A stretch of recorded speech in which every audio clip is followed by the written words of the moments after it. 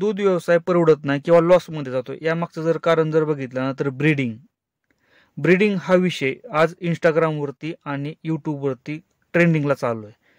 आज प्रत्येक शेतकरी ज्याच्या गोट्यामध्ये 8-10 गायी आहेत ना, स्वतःला दूध व्यवसाय शेतकरी समजतोय की त्या गायी त्यानं दूधवाल्याकडून उचल घेऊन किंवा पैसे घेऊन आणलेले आहेत, त्या व्यवस्थितपणे फिटल्या पण नाहीत त्या, आणि तो स्वतःला दूध व्यवसाय शेतकरी समजतोय आणि आता त्याचं टार्गेट आहे की ब्रीडिंगवरती काम करायचंय. त्या शेतकऱ्याला एकच सांगायचंय की त्या शेतकऱ्यानं जर ब्रीडिंगवरती काम केलं ना तर त्याचा भविष्यामध्ये पूर्ण गोटा हा लॉसमध्ये जाणार आहे आणि पूर्णपणे त्याला नुकसान होणार आहे. कारण मित्रांनो आहे का ना, ब्रीडिंग हा विषय आहे ना, दूध व्यवसाय शेतकऱ्यांसाठी सांगतोय की ब्रीडिंग हा विषय सगळ्यात शेवटचा आहे. म्हणजे आपल्याला पहिल्यांदा औषधांवरती काम करायचंय, वैरणीवरती काम करायचंय, दूध व्यवसाय करत असताना मॅनेजमेंट दुधाचं यावरती काम करायचंय. सगळ्यात जर किचकट जर विषय असेल ना तर तो म्हणजे वैरणीचा विषय. म्हणजे दूध व्यवसाय पूर्ण चालतो ना मित्रांनो, तो फक्त वैरणीवरती चालतो, बाकीच्या कोणत्याच गोष्टी लागत नाही त्या. तुमचं वैरणीचं मॅनेजमेंट कशा प्रकारे आहे यावरती आपला पूर्ण दूध व्यवसाय चालतो. बऱ्याच शेतकऱ्यांना आज मी बघितलंय की संध्याकाळी 6-6:30 वाजता वैरण आणताना मी बघतो की 6-6:30 वाजता ही शेतकरी वैरण आणतात आणि ही शेतकरी काय म्हणतात की आम्हाला ब्रीडिंगवरती काम करायचंय. मित्रांनो, मी नेहमी सांगतो की जो शेतकरी ताजी वैरण आपल्या गुरांना घालतोय ना तर त्याचा भविष्यामध्ये पूर्णपणे गोटा हा लॉसमध्ये जाणार आहे. कारण वैरण कधी पण 24 तासानंतरच वापरायची असते गोठ्यामध्ये. यामागची खूप कारण आहे, ते आपण व्हिडिओ सुद्धा बनवलेला आहे. पहिल्यांदा आपल्याला वैरणीवरती काम करायचंय. जो शेतकरी वैरणीवरती काम करतो ना त्याचा गोठा कधीच लॉसमध्ये जात नाही. तुम्ही बघा, अजून ज्या शेतकऱ्याचं वैरणीचं मॅनेजमेंट जर चांगलं असेल ना तर त्या शेतकऱ्याचा गोठा कधीही लॉसमध्ये जात नाही. आपल्याला गोट्यामध्ये ओली वैरण, सुकी वैरण याचं मॅनेजमेंट आपल्याला करता आलं पाहिजे.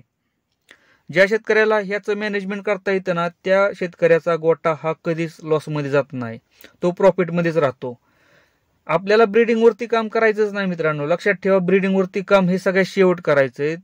आपल्याला पहिल्यांदा सगळ्यात वैरणीवरती काम करायचंय. वैरणीचं काम झाल्यानंतर आपल्याला औषधांवरती काम करायचंय. कारण या 2 गोष्टींसाठी सगळ्यात जास्त पैसा लागतो.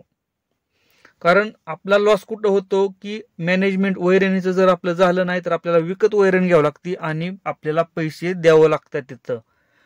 त्यामुळे काय होतं की आपलं मॅनेजमेंट जर व्यवस्थित असेल, आपल्या शेतीमधली जर वैरण असेल तर आपल्याला बाहेर पैसे द्यावे लागणार नाहीत. दुसरी गोष्ट, औषधांवरती तुम्हाला जर घरच्या घरी ट्रीटमेंट करता आली, जसे की मी आता करतोय, तर तुम्हाला औषधांचा खर्च खूप कमी येतो. तुम्हाला डॉक्टरांना पैसे द्यावे लागत नाहीत. ह्या 2 गोष्टी सगळ्यात जास्त घातक आहेत त्या आपल्या दूध व्यवसायात.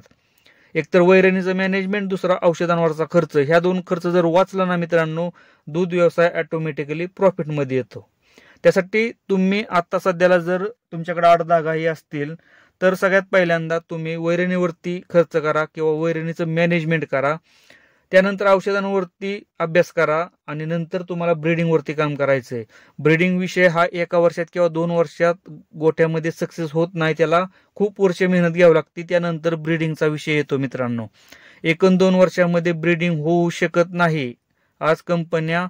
आज मोठमोठ्या कंपन्या आहेत ज्या की ब्रीडिंगवरती काम करतात. करोडो रुपये तिथे इन्व्हेस्ट केलेले असतात. ह्या गोष्टी आधी समजून घ्या. आपण फक्त 4 गायी विकत आणल्या, त्या पण 4 गायी उधार आणलेल्या असतात, यावरती आपण ब्रीडिंग विषय करू शकत नाही गोट्यामध्ये. पहिल्यांदा आपल्याला प्रॉफिटमध्ये दूधधंदा कसा येईल यावरती विचार करा आणि नंतर ब्रीडिंगवरती काम करा. मित्रांनो, व्हिडिओ जर आवडला तर लाईक करा. चॅनलवरती नवीन असेल तर चॅनलला सबस्क्राईब करायला विसरू नका. धन्यवाद.